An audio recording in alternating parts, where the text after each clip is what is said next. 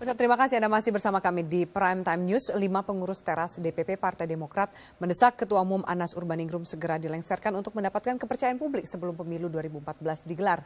Para pengurus teras DPP Partai Demokrat tersebut yaitu Ulil Absar Abdallah, Didi Irawadi, Rahlana Shidik, M. Husni Tamrin, Zainal Asikin, dan Sulaiman Haikal. Dan bersama kami saat ini sudah hadir di studio Prime Time News Ketua DPP Partai Demokrat Ulil Absar Abdallah. Selamat malam Mas Ulil. Selamat malam. Mas Ulil, kenapa tiba-tiba meminta Anas Urbaningrum untuk mundur, sementara ini kan juga jelang persiapan Rapimnas tanggal 17 Februari, Mas Ulil? Sebetulnya begini, asbabun nuzul atau asal-usul dari ide ini adalah karena melanjutkan ya statement Pak SBY di Cikeas yang dituangkan dalam 8 butir penyelamatan partai kan, yang intinya adalah menegakkan integritas partai, pembersihan partai, konsolidasi, tapi juga pengambil alihan wewenang ketua umum oleh Majelis Tinggi Partai, kemudian mengamanatkan kepada Mas Anas sebagai ketua umum untuk konsentrasi menghadapi masalah hukum dan seterusnya. Menurut saya atau menurut kami yang mengutarakan statement tadi sore ya, kami berpandangan bahwa Demokrat ini harus mengambil tindakan yang cepat karena kita menghadapi pemilu yang sudah dekat sekali dan rating kita anjlok begitu dahsyat ya, begitu drastis. Jadi menurut saya harus ada extraordinary action atau semacam itu. Sebetulnya yang dilakukan oleh Pak SBY melalui 8 poin penyelamatan partai itu sebetulnya itu tindakan yang drastis. Jadi kami hanya melanjutkan apa yang sudah disampaikan oleh Pak SBY oleh Majelis Tinggi Partai ya. Jadi menurut saya ini adalah konsekuensi logis dari tindakan-tindakan itu karena menurut kami memang keadaannya cukup serius. Ini Anda katakan ketika angka popularitas Demokrat 8,3% ini adalah indikator sebagai darurat dan SBY harus mengambil sebuah langkah. Menurut saya dan Pak SBY juga sangat concern dengan keadaan ini. Ini bukan masalah yang sepele, ini angka psikologis ya. Angka psikologis yang kalau kita turun dari angka itu, maka Demokrat akan terlempar dari top 3. Dan kalau Demokrat terlempar dari top 3, maka Demokrat tidak bisa masuk di dalam percaturan capres mendatang. Padahal Partai Demokrat tentu ini bukan sekedar masalah perebutan kekuasaan ya.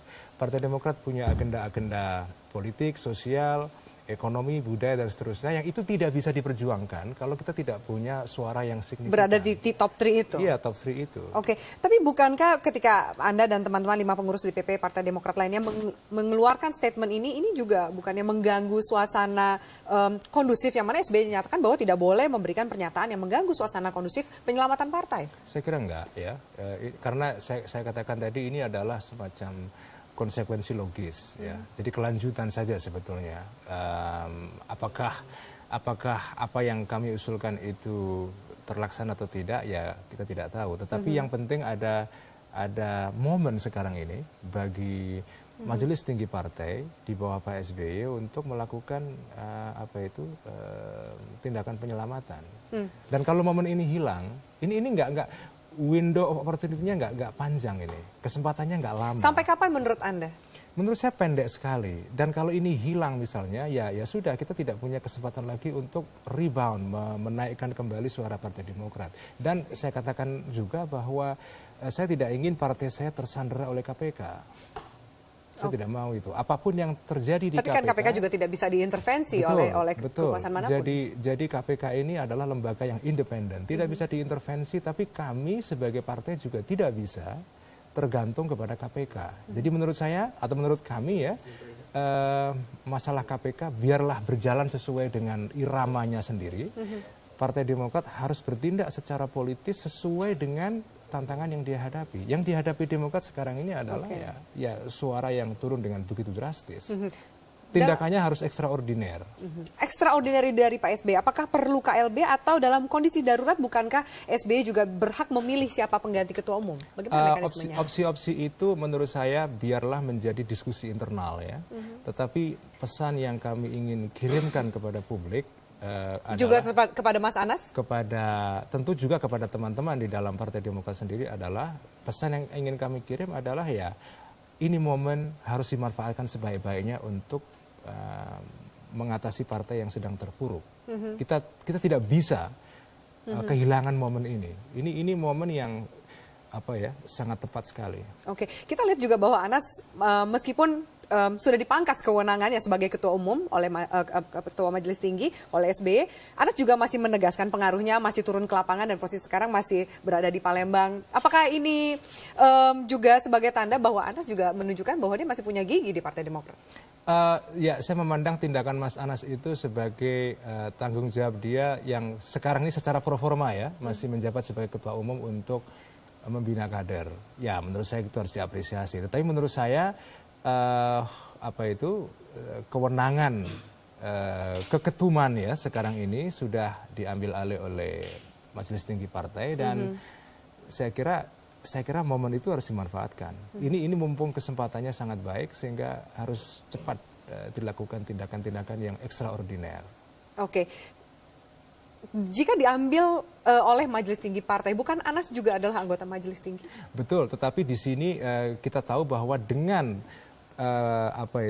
dengan berpindahnya tanda kutip kekuasaan ya ke Majelis Tinggi Partai, maka kepemimpinan di Partai Demokrat sekarang ini lebih bersifat kolektif ketimbang individual, tidak kepada atau di satu tangan yang namanya ketua umum atau di satu tangan yang namanya ketua Majelis Tinggi Partai. Jadi sekarang ini lebih kolektif. Di situ ada Mas Anas, di situ ada Pak Jero Aceh dan yang lain-lain yang sekretaris Dewan Pembina. Ya. Bisa dijelaskan kan bukankah ketua umum adalah wakil dari Majelis Tinggi? Bagaimana sih sebenarnya sekarang posisi mekanisme pengambil keputusan secara kolektif itu? Ya, secara kolektif artinya bareng-bareng.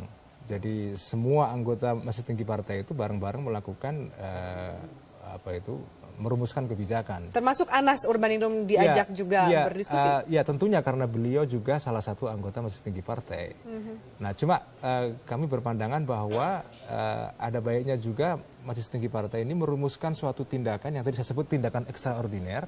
Antara lain yaitu memunculkan sampul baru Partai Demokrat. Memunculkan nahoda baru Partai Demokrat. Siapa nahoda baru menurut Anda dan teman-teman di DPP, Mas Ulil? Saya tidak bisa mengatakan itu ya, karena itu tentu diskusi internal Partai Demokrat. Tetapi intinya adalah bahwa tindakan konsolidasi partai sekarang ini itu harus dilanjutkan secara tuntas. Sehingga publik tahu bahwa ini partai sudah berubah. Berubah secara positif ya. Jadi itu penting. Pesan itu harus dikirim kepada publik kalau kami sebagai partai mau mendapatkan kepercayaan kembali. Ya kalau tidak, kalau kita doing business as usual, ya nggak ada apa-apa. Nggak akan ada juga hasil yang signifikan. Nggak ada perubahan menurut saya. Baik, kita tunggu hasil Rapimnas Partai Demokrat tanggal 17 Februari besok. Terima kasih banyak Mas atas kehadirannya di Prime Time News.